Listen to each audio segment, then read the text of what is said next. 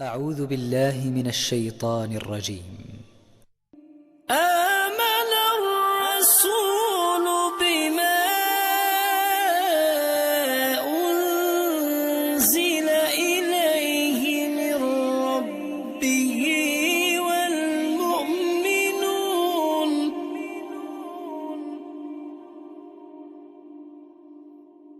كل آمن بالله وملائكته وكتبه ورسله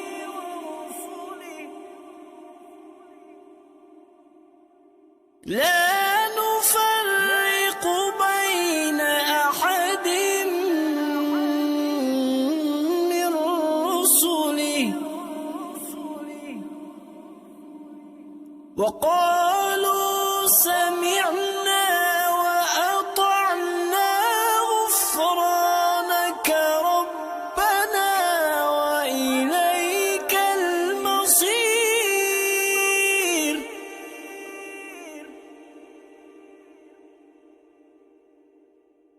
لا يكلف الله نفسا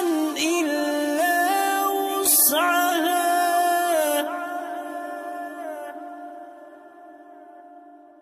لها ما كسبت وعليها ما اكتسبت ربنا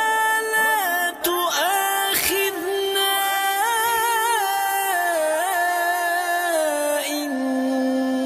نسينا أو أخطأنا ربنا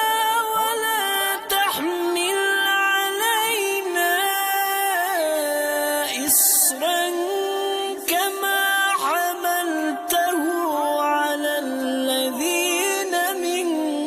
قبلنا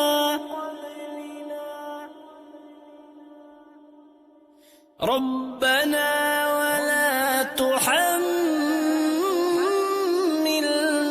ما لا طاقة لنا به